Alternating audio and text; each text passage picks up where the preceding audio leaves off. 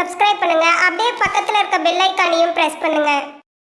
சனி பகவான் ஜூன் 29ஆம் தேதி கரெக்டா வக்ர நிலைக்கு போக போறாரு. அதே போல வக்ர நிவர்த்தி எப்போ அப்படின்னு பார்த்தோம்னாக்கா நவம்பர் 15 சுமார் 140 நாட்கள் சனி பகவான் வக்ர நிலையில டிராவல் பண்ண போறாரு. பொதுவா சனி பகவான் வக்ரத்துக்கு போகும்போது ஒரு வீட்ல இருந்து இன்னொரு வீட்டுக்கு டிரான்சிட் ஆவார். பட் ஆனா இந்த சனி வக்ர பயிற்சியில எந்த டிரான்சிட்டும் பண்ணல. நம்முடைய ஜென்மத்திலேயே, அதாவது நம்முடைய சுயஸ்தானத்திலேயே சனி பகவான் வக்ரமாக போறாரு. அதாவது நம்மளுடைய ராசி மற்றும் நம்முடைய நட்சத்திரத்துக்கு ஜென்ம சனி நடந்துட்டு இருக்கு. 7.5 சனியுடைய செகண்ட் பேஸ்ல இருக்கும். ஜென்ம சனி நடந்துட்டு இருக்கு. இப்போ ஜென்ம சனிலே வக்ர சனி, இது நமக்கு ஃபேவரா இல்ல அன்ஃபேவரா அப்படின்னு பார்த்தோம்னாக்கா டெஃபினட்டா ஃபேவர். ஏன்னா பொதுவா ஜென்மத்துல சனி பகவான் நேர்கதியில டிராவல் பண்ணும்போது நமக்கு கெடுபலனை கொடுக்குறாரு. அட் சேம் டைம் பார்த்தோம்னாக்கா சனி பகவான் நமக்கு ராசிதிபதியோ வருவார். சோ அது பிளஸ்ஸா இருந்தாலுமே சனி பகவான் கர்ம வினைகளுக்கு ஏற்ப 7.5 சனி காலகட்டங்கள்ல நமக்கு பலாபலன்களை வழங்கிடுவாரு. அது நல்ல பலனா இருந்தாலும் சரி, தீய பலனா இருந்தாலும் சரி, நம்மளுடைய கர்ம வினைகளுக்கு ஏற்ப பலன்களை இந்த 7.5 சனி காலகட்டத்துல குறிப்பா ஜென்ம சனியில வலியுறுத்தி நமக்கு வழங்குவாரு. அவை மோஸ்ட்லி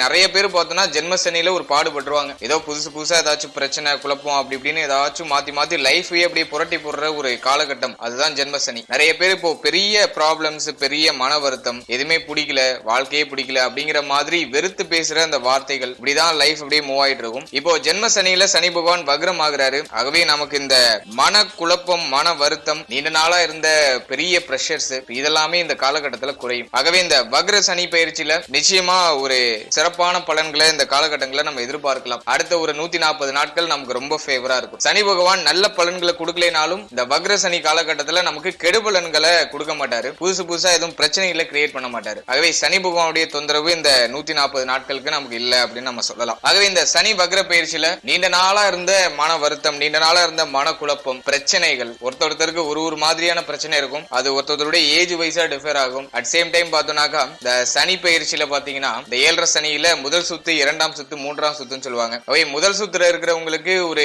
அதிகப்படியான கெடுபலன்களும், அதே போல 2ஆம் சுத்துல இருக்கிறவங்களுக்கு கெடுபலன்கள் ஏற்பட்டாலும் அது ஃபைனல் ரிசல்ட்ல நமக்கு ஃபேவரா முடியும். ஒரு புரிதலோட ஒரு வளர்ச்சியை கொடுப்பாரு. சோ அதான் 2ஆம் சுத்து. 3ஆம் சுத்து மரண சனின்னு சொல்லுவாங்க. சோ இந்த 3ஆம் சுத்துல இருக்கிறவங்க ஹெல்த் வைஸா ரொம்ப கேரிங்கா இருக்கணும், ரொம்ப கவனமா இருக்கணும். சோ இப்படி அந்த சுத்து வைஸாவும் நமக்கு பலன்கள் அப்படிங்கிறது மாறுபட்டு கிடைக்கும். ஓகே, இப்ப பேசிக்கா சனி வக்ரம், ஜென்மத்துல அதுவும் ஜென்ம சனி வக்ரம் ஆகுறாரு. இப்போ எதன் வகையில நமக்கு நல்ல ஒரு ரிலீஃப்மெண்ட் இருக்கும் அப்படின்னு பார்க்கும்போது, ஜென்மத்துல சனி பகவான் இருக்கும்போது பெரிய மனக்குழப்பம், அப்படியே சிந்தனை எல்லாம் மாறி தப்பான வழியில டிராவல் பண்றது, எதுலயுமே ஒரு திருப்தி இல்ல, எதுவுமே எனக்கு ஃபேவரா நடக்க மாட்டேங்குது, நான் எது ஸ்டார்ட் பண்ணாலும் தடங்கள் ஆகுது, நான் ஏதாச்சும் இறங்குறனாக்கா அதுல ஏதாச்சும் ஒரு குழப்பம் வந்துடுது. இப்படி போயிட்டு இருந்த காலகட்டம் இப்போ விலகி அடுத்த 140 நாட்கள், அதாவது ஜூன் 29க்கு மேல நமக்கு சாதகமான பலன்களை எதிர்பார்க்கலாம். குறிப்பா தடை தாமதங்கள்லாம் விலகும். இப்போ நீங்க எதன் வகையில முயற்சிகள் எடுக்கிறீங்களோ அதெல்லாம் இப்போ நமக்கு ஃபேவரா முடியும். சோ அது ஒரு முதல் விஷயம். நீண்ட நாளா தடைப்பட்ட விஷயங்கள், தடைப்பட்டு இருக்கிற விஷயங்கள் இப்போ ரீஸ்டார்ட் ஆக ஆரம்பிக்கும். சோ அது ஒரு முக்கியமான ஒரு விஷயம். அடுத்தது பார்த்தோம்னா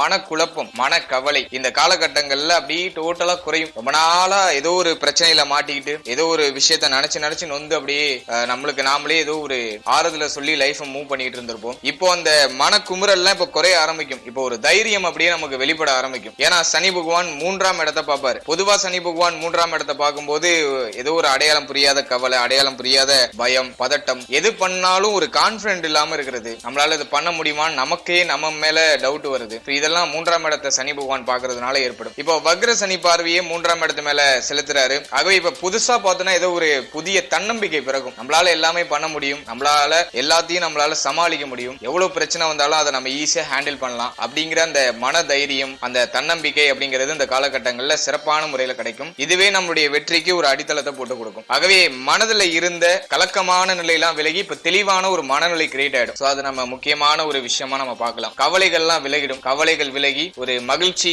அப்படி இல்லைன்னா ஒரு விறுவிறுப்பான ஒரு பரவசமான ஒரு மனநிலை வந்துடும். இப்ப ஏதாச்சும் பண்ணணும், அப்படியே சோம்பேறித்தனமா போன ஒரு சூழ்நிலை விலகி அப்படியே சூடு பிடிக்க ஆரம்பிக்க மாட்டோம். நம்ம ஏதாச்சும் பண்ணலாம், இந்த நேரத்துல நம்ம ஏதாச்சும் புதுசா ட்ரை பண்ணலாம், எப்படியாச்சும் நம்ம ஜெயிக்கணும், நம்மளை ஏளனமா பேசினவங்க கிட்ட நம்ம வாழ்ந்து காட்டணும் அப்படிங்கிற அந்த எண்ணம் இந்த நேரத்துல தலை தூக்க ஆரம்பிக்கும். சோ அது நம்ம ஒரு பெரிய ஒரு பெனிஃபிட்டா பார்க்கலாம். அடுத்ததா அடுத்ததா பார்த்தோம்னா 3ஆம் இடத்தை சனி பகவான் பார்த்து இளைய சகோதரத்துவத்துடைய ஒத்துழைப்பு கொடுக்கிறார். இப்போ இளைய சகோதரத்துவத்துடைய ஒத்துழைப்பு, இளைய சகோதரத்துவம் சார்ந்த வகையில இருந்த மன வருத்தம், மேலும் இளைய சகோதரத்துவத்தோட ஏற்பட்ட கருத்து வேறுபாடு, பிரச்சனை, குழப்பம் இதெல்லாமே விலகி இளைய சகோதரத்துவத்தால ஒரு மகிழ்ச்சி, ஆனந்தம் இதுவுமே இந்த காலகட்டத்தில் நமக்கு கிடைக்கும். அடுத்தது மெயினா பார்த்தோம்னா கெரியர், அதாவது நம்முடைய தொழில், உத்தியோகம் இது சார்ந்து பார்க்கும்போது கடந்த காலகட்டத்துல ஜென்மசனி காலகட்டத்துல ஒரு நிரந்தரமான தொழிலோ நிரந்தரமான உத்தியோகமோ அப்படின்னா ஆல்ரெடி உத்தியோகம் தொழில இருக்கீங்க அப்படின்னாக்கா அதுல பெருசா திருப்தி இல்ல, பெருசா நிம்மதி இல்ல, ரொம்ப ஸ்ட்ரெஸ்ஸாவே போனுச்சு, என்னால எதுலயுமே ஒரு நிம்மதியா எதுலயுமே போக்கஸ் பண்ண முடியல அப்படிங்கிற அந்த மனநிலை அதெல்லாம் கடந்த காலகட்டங்கள்ல கொஞ்சம் அதிகமா இருந்திருக்கும். மேலும் நிறைய பேருக்கு பாத்தீங்கன்னா இந்த தொழில் உத்தியோகம் இல்லாத ஒரு சூழ்நிலை, வேலை வாய்ப்பின்மை,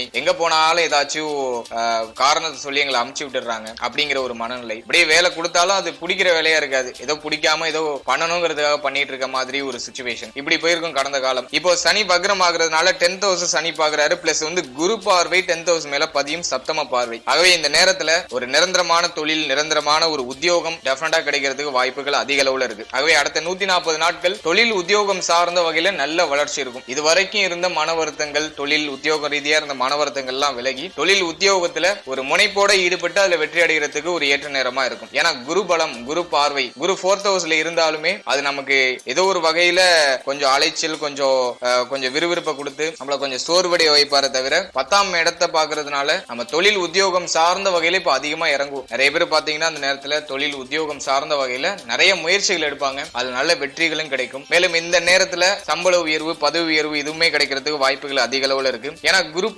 பார்வையால நமக்கு 10th house பலப்படுத்துறாரு, சனி பலம் இழக்கிறாரு. ஆகவே இந்த நேரத்துல தொழில் உத்தியோகம் ரீதியா இருந்த தடை தாமதங்கள்லாம் விலகி தொழில் உத்தியோகத்தில் இருந்த பிரஷரான ஒரு சூழ்நிலை, கஷ்டகரமான ஒரு சூழ்நிலை இதெல்லாமே விலகி இப்போ தொழில் உத்தியோகத்துல ஒரு நல்ல வளர்ச்சி, முன்னேற்றம், மேலும் ஒரு ஆனந்தம் இதெல்லாமே இந்த நேரத்துல டெஃபினட்டா கிடைக்கும். நீ எந்த மாதிரியான தொழில இருந்தாலும் சரி, எந்த மாதிரியான உத்தியோகத்துல இருந்தாலும் சரி, இப்போ அதுல ஒரு ரிலீஃப்மெண்ட் இருக்கும். மேலும் அந்த தொழில் உத்தியோக ரீதியா ஒரு மகிழ்ச்சியான ஒரு சூழ்நிலைகள் கிரியேட் ஆகும். அது உத்தியோகம் சார்ந்து சம்பள உயர்வா இருக்கலாம், ப்ரமோஷன்ஸா இருக்கலாம். ஏதோ ஒரு வகையில உங்களுக்கு ஒரு மகிழ்ச்சியான ஒரு சூழ்நிலையை இந்த உத்தியோகம் தொழில் சார்ந்த வகையில நம்ம அனுபவிக்கிறதுக்கான வாய்ப்புகள் இந்த காலகட்டங்கள்ல கிடைக்கும். அது நமக்கு ஃபேவரா இருக்கு. அடுத்து இந்த நேரத்துல இந்த தொழில் தொடங்கலாம் அப்படின்னு நிறைய பேருக்கு சிந்தனை வரும். ஏதாச்சும் தொழில் ஸ்டார்ட் பண்ணலாம் அப்படின்னு சொல்லிட்டு நிறைய பேருக்கு சிந்தனை வரும். அடுத்த 140 நாட்கள் ஃபேவரா இருக்கு. ஆகவே சின்னதா ஏதாச்சும் முதலீடு பண்ணி பாருங்க. ஹைலி ரிஸ்க், ஏதாச்சும் கடன் வாங்கி நான் இன்வெஸ்ட் பண்றேன் அப்படின்னா பார்ட்னர்ஷிப் போட்டு இன்வெஸ்ட் பண்றேன் அப்படின்னு சொல்லிட்டு எதுலயும் இறங்க வேண்டாம். ஏன்னா ஜென்ம சனி இன்னும் விலகல, 7.5 சனி இன்னும் விலகல. அடுத்த ஒரு 140 நாட்கள் இதுவரைக்கும் இருந்த பிரச்சனையை சரி பண்றதுக்கு சனி பகவான் கொஞ்சம் கேப் கொடுக்குறாரு.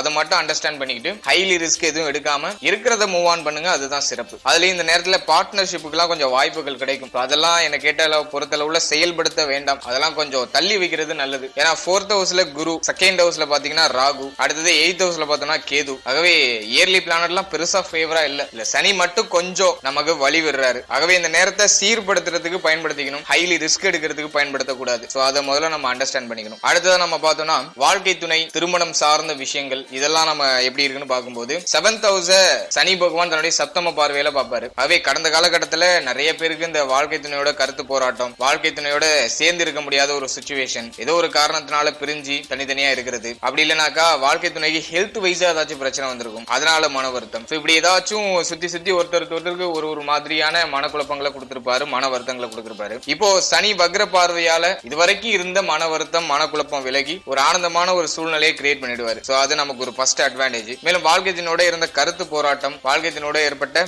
மன வருத்தங்கள் இதெல்லாமே விலகி ஒரு மகிழ்ச்சியான சூழ்நிலை, மேலும் பிரிந்தவர்கள் ஒன்று சேர்றதுக்கான ஒரு வாய்ப்பு அதெல்லாமே இந்த காலகட்டத்துல டெஃபினட்டா கிடைக்கும். அடுத்தது திருமண முயற்சி சார்ந்த விஷயங்களை பார்த்தோம்னாக்கா கடந்த காலகட்டங்கள்ல நிறைய பேருக்கு திருமண தடை. ஏன்னா 7th ஹவுஸ் சனி பகவான் சப்தம பார்வையில பாக்குறாரு. பிளஸ் அதுலயும் மெயினா பார்த்தோம்னா குரு பலமும் பெருசா இல்ல. கடந்த காலகட்டத்துல 3rd ஹவுஸ்ல குரு, இப்போ 4th ஹவுஸ்ல அர்த்தாஷ்டம குரு. இப்பயுமே குரு பெருசா ஃபேவரா வரல, குரு பலம் இன்னும் வரல. அவை கடந்த காலகட்டத்தை பொறுத்த அளவுல நிறைய பேருக்கு இந்த திருமண முயற்சியிலே நிறைய மன வருத்தம் வந்திருக்கும், நிறைய மனக்குழப்பம் வந்திருக்கும். அது மட்டும் இல்லாம இந்த திருமண முயற்சி அப்படியே நிச்சயம் வரைக்கும் போய் அப்படியே தடைப்பட்டு போறது, இதனால ஒரு சிலருக்கு மன வருத்தங்கள்லாம் ஏற்பட்டிருக்கலாம். என்னை பொறுத்த அளவுல இந்த ஜென்ம சனி பெருசா ஃபேவர் இல்ல. பிளஸ் பார்த்தோம்னா குருபலமும் நமக்கு ஃபேவரா இல்ல. குறைந்தபட்சம் கோச்சார ரீதியா குருபலம் வந்தாதான் நமக்கு திருமணத்துல ஒரு நல்ல ஒரு செய்திகள், மன வருத்தம் இல்லாத அளவுக்கு திருமண முயற்சியில வெற்றி அப்படிங்கறதெல்லாம் ஏற்படும். அவே குருபலம் பெருசா இல்ல. ஆகவே இந்த திருமண முயற்சியெல்லாம் கொஞ்சம் பார்த்து கொஞ்சம் பொறுமையா செயல்படுத்துறது சிறப்பு. அது எனக்கு கொஞ்சம் பெட்டரா இருக்கும்னு தோணுது. மேலும் இந்த நேரத்துல இந்த